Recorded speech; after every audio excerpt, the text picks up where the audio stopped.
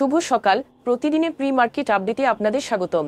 শেষ কার্যদিবসে সূচক ৪২ পয়েন্ট বা 0.79% হারিয়ে ৫,১৯৭ পয়েন্টে দাঁড়িয়েছে। বাজারের লেনদেনের পরিমাণ ছিল ৩৩৫ কোটি টাকা, যা আগের দিনের তুলনায় ৩০% কম। শিক্ষা উপদেষ্টা ওয়াহিদুদ্দিন মাহমুদ জোর দিয়ে বলেছেন যে জাতিসংঘের কাঠামোর অধীনে নভেম্বর ২০২৬-এর জন্য নির্ধারিত স্বল্পোন্নত দেশের স্নাতক মর্যাদা থেকে বাংলাদেশ কোনোভাবেই পিছিয়ে পড়তে যেন না পারে। Bangladesh institute of development studies সম্মেলনে বক্তৃতাকালে তিনি উল্লেখ করেন যে চাইলেও এলডিসি বিভাগে থাকা কোনো বিকল্প নয়। বৈশ্বিক মুদ্রাস্ফীতি, কোভিড-১৯ মহামারী, রাশিয়া ইউক্রেন যুদ্ধ এবং অভ্যন্তরীণ রাজনৈতিক ও জ্বালানি সংকটের কারণে অর্থনৈতিক স্থবিরতা উল্লেখ করে সম্প্রতি স্থানান্তর বিলম্বিত হওয়ার কারণগুলো নিয়ে স্থানীয় রপ্তানিকারকরা বেশ সাড়া দিয়েছে। তবে এই চ্যালেঞ্জগুলি সত্ত্বেও স্নাতকের অনিবার্যতার কথা তুলে ধরেন তিনি। বাংলাদেশ শিপিং কর্পোরেশন তার দুটি প্রাচীনতম তেল ট্যাঙ্কার বাংলার জ্যোতি এবং বাংলার সৌরভ ডিসপোজালের জন্য একটি আন্তর্জাতিক দরপত্র জারি করেছে, যেগুলি ২০১৫ সাল থেকে অযোগ্য বলে বিবেচিত হয়েছে। ৩৭ বছর বয়সী জাহাজগুলির রক্ষণাবেক্ষণ ও মেরামতের জন্য কর্পোরেশনের বছরে প্রায় ২০ কোটি টাকা খরচ হয়। বিএসসির ব্যবস্থাপনা পরিচালকের মতে উভয় জাহাজ পূর্বে অগ্নিকাণ্ডের ঘটনায় ক্ষতিগ্রস্ত হয়েছিল, যাতে ৪ জনের প্রাণহানি হয়।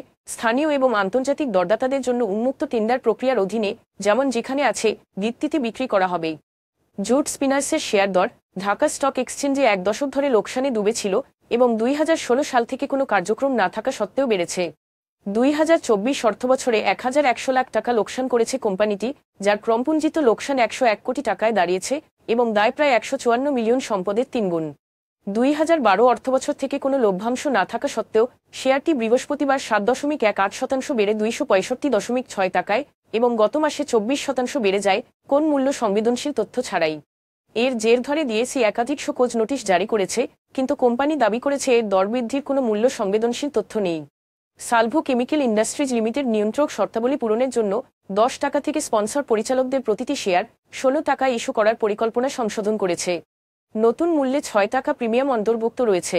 এই পদক্ষেপের লক্ষ্য স্পন্সর পরিচালকদের অংশীদারিত্ব ২৫.১৮% থেকে বাধ্যতামূলক ৩০% উন্নীত করা।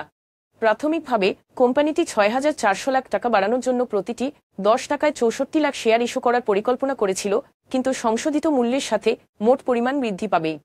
কোম্পানিটি বাংলাদেশ সিকিউরিটিজ অ্যান্ড এক্সচেঞ্জ কমিশনে পুনরায় আবেদন করবে। এখন এ পর্যন্তই। বিকেলে আবারও আসছে ডেইলি মার্কেট আপডেট নিয়ে, সে পর্যন্ত আমাদের সঙ্গেই থাকুন। ধন্যবাদ।